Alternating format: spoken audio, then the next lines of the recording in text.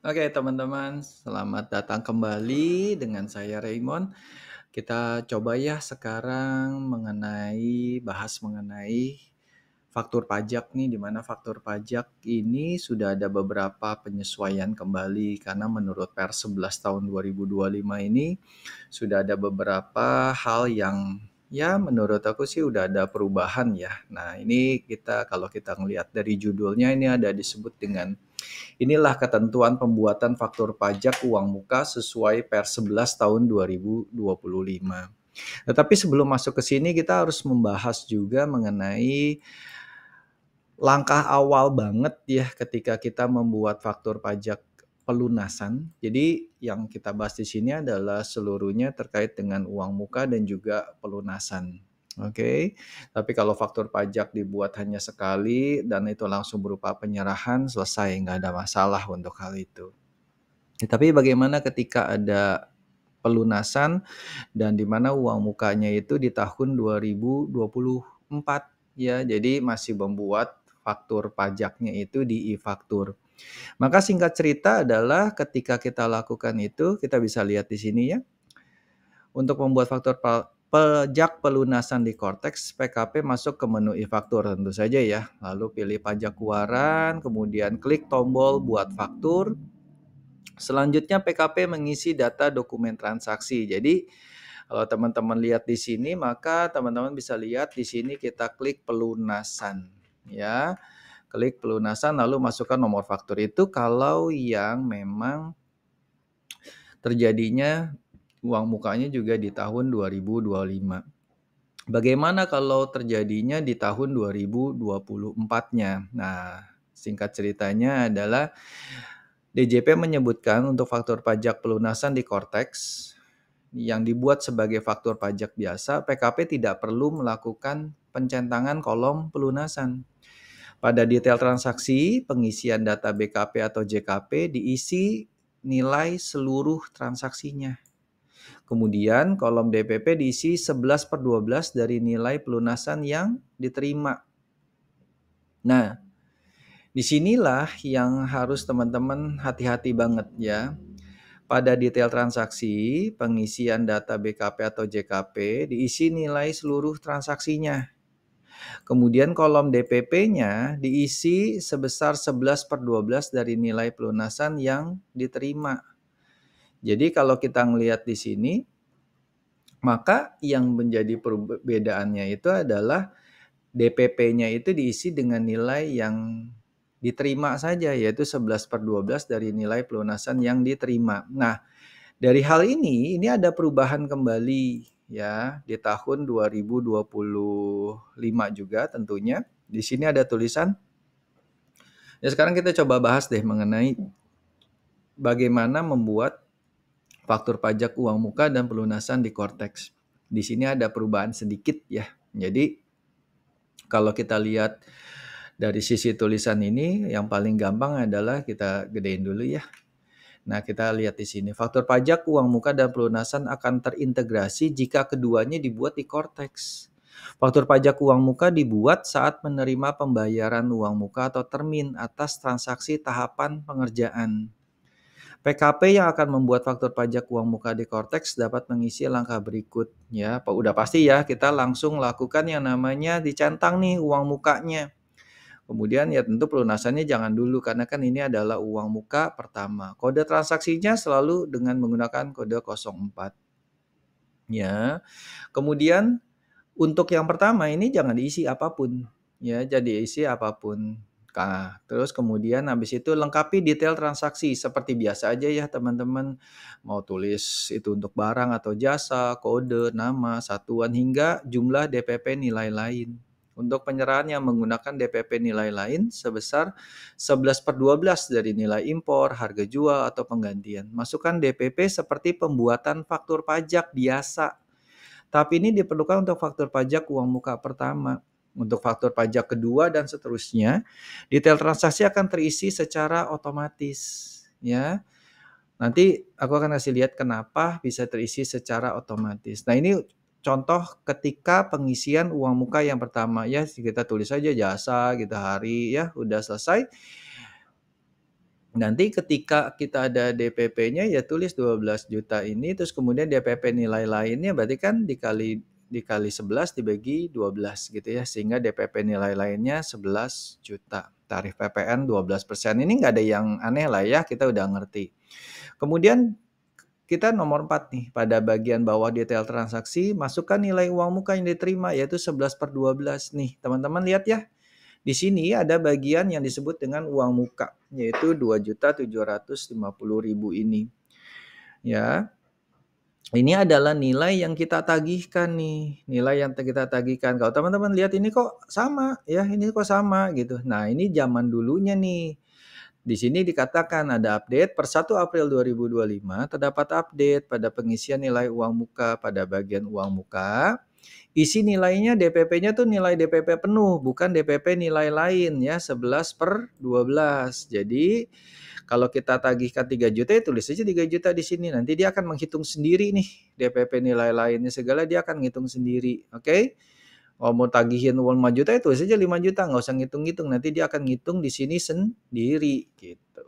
Kemudian yang kelima adalah saat membuat faktur pajak uang muka kedua dan selanjutnya. Nah, ini yang penting nih teman-teman. Bagian bawah detail transaksi akan menampilkan jumlah uang muka sebelumnya dengan keterangan down payment 1, down payment 2, dan seterusnya. Nah, ini lihat ya, saat membuat faktur pajak uang muka kedua dan selanjutnya, bagian bawah detail transaksi akan menampilkan jumlah uang muka sebelumnya dengan keterangan down payment 1, down payment 2, dan seterusnya. Masukkan jumlah uang muka tahap berikutnya. Itu hanya bisa dicapai kalau apa?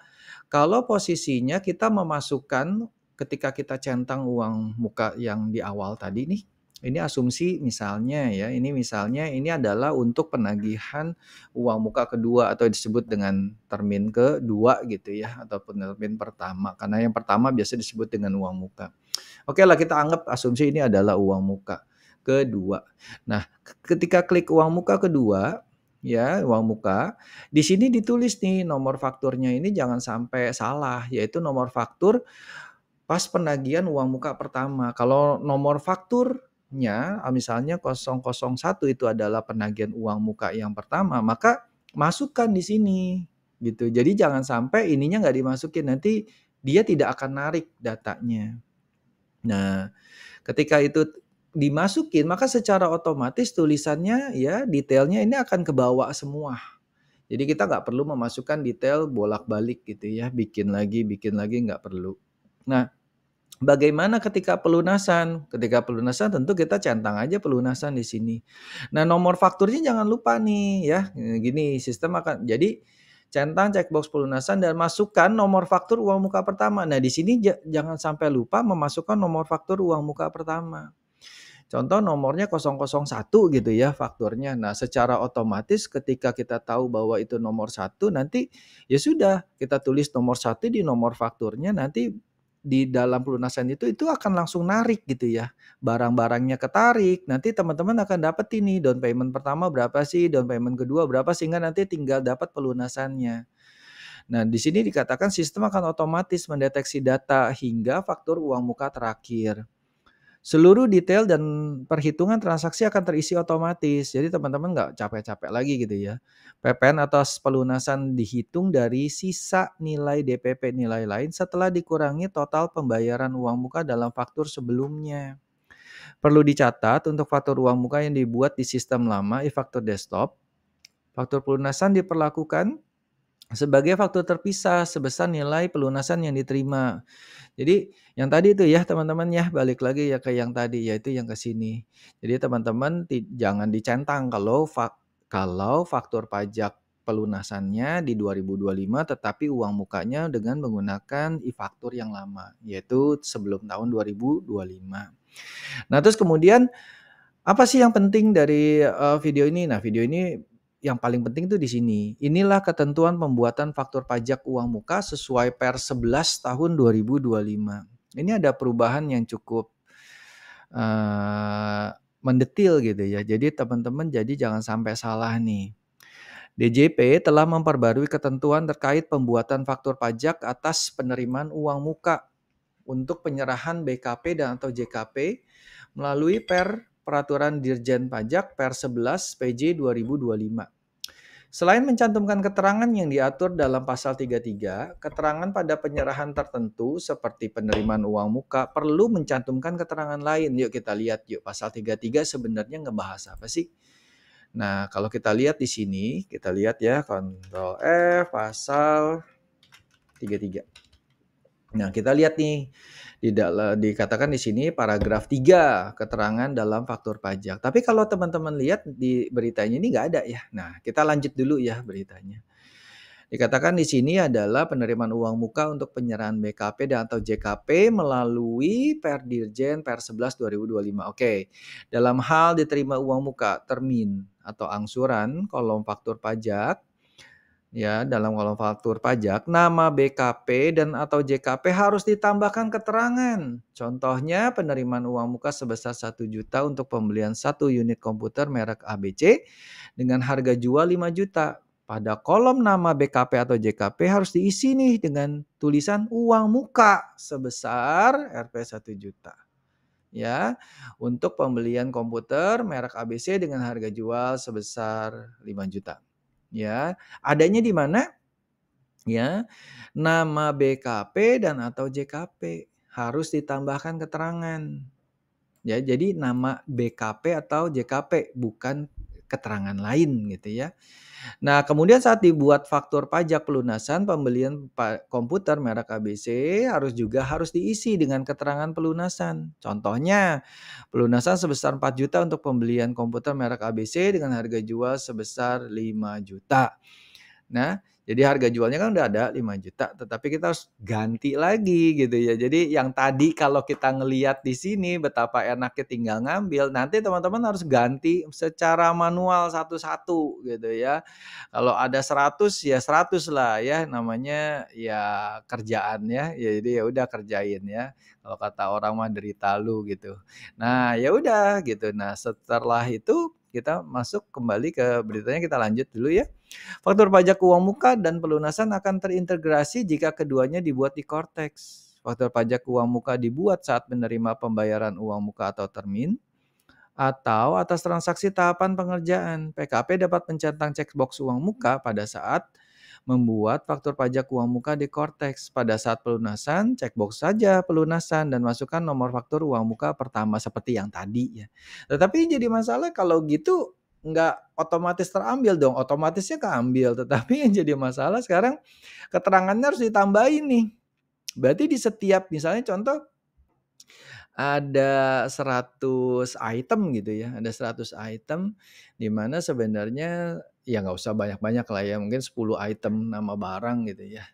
Nah, pas waktu uang muka itu, uang mukanya sebesar misalnya 10% dari 10 juta ya, uang muka 1 juta, maka harus ditulis tuh uang muka Rp 1 juta untuk pembelian XXX gitu ya, harga jual, ya harga jualnya kan udah tahu ya berapa gitu ya. Ya tapi harus ditulis tuh pelunasan sebesarnya, gitu.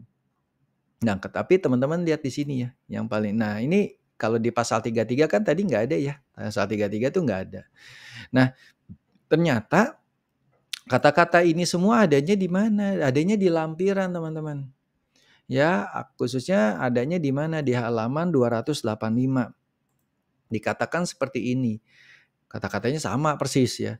Dalam hal diterima uang muka, termin atau angsuran, kolom ini ditambah dengan keterangan, misalnya uang muka, termin atau angsuran atas penyerahan BKP dan atau JKP. Nih ada contohnya. Contohnya tadi sama persis ya. Kalau penerimaan uang muka sebesar 1 juta, maka kolom nama barang kena pajak dan jasa kena pajak diisi dengan uang muka sebesar 1 juta untuk pembelian komputer merek ABC dengan harga jual sebesar 5 juta. Jadi kalau tadi komputernya itu cuma tulis komputer ABC gitu ya. Kalau teman-teman lihat di sini kan nih kayak gini nih, barang ABC gitu ya. Ini ya, jadi nggak bisa nih cuma gini nih. Jadi harus ditulis barang ABC-nya oke, tetapi harus ada tulisan lagi uang muka sebesar 1 juta gitu ya. Ini aduh benar-benar aneh banget lah ya. Terus kemudian ini sih benar-benar aneh banget lah. Terus kenapa begitu? Karena menurut aku ini nggak masuk akal gitu loh. Hal-hal seperti ini kan sebenarnya dia udah kebawa dengan nilai-nilai yang tadi gitu ya. Kalau uang mukanya kita masukin nomor faktur pajak pertamanya, maka seharusnya kan itu udah kebawa semua. Terus buat apa kita bikin begini lagi? Gitu loh. Nah, yang paling parah bukan cuma satu, kalau bayangkan uang mukanya ini ada 10 gitu ya. Uang mukanya ada 10, terus itemnya ada 100, nah itu gimana? Ya udah bikin satu-satu ya benar-benar derita lu gitu. Nah, terus kemudian ya udah, terus kemudian kita lanjut lagi. Di sini pada saat dibuat, nah sekarang kita bagaimana kalau saat faktur pajak pelunasan ya, pembelian komputer merek ABC, kolom nama barang kena pajak atau jasa kena pajak, diisi dengan pelunasan sebesar 4 juta untuk pembelian komputer merek ABC dengan harga jual 5 juta. Ya kalau menurut aku ini nggak efisien sama sekali gitu. Seharusnya ya ditulislah ya kalau mau seperti ini ya tulislah di dalam keterangan lain gitu ya. Tapi kalau ini nama barang satu-satu. Jadi kalau di sini kita sudah dapat secara otomatis terus kemudian kita harus edit kembali nama barang satu-satu. Ya gitulah ya. Makanya namanya wajib pajak ya cuma bisa ngikut aja gitu. Kita nggak bisa apa-apa. Kalau memang peraturan seperti ini terus mau diapain gitu kan. Ya itu aja sih teman-teman, semoga video ini berguna buat kalian, khususnya jadi jangan sampai kena denda. Ya karena denda itu bisa ngebangkrutin wajib pajak juga gitu ya. Kalau bayangin kalau salah bikin faktur pajak terus kemudian didenda dengan mudahnya walaupun itu tidak merugikan negara sama sekali, tetapi kalau urusannya dianggapnya itu salah, ya gimana? Berarti faktur pajaknya dianggapnya kan itu nggak bener gitu ya, nggak bener, akhirnya itu dikenakan denda dan sebagainya. Jadi teman-teman semoga video ini berguna, sampai jumpa berikutnya di video berikutnya. See you, bye-bye.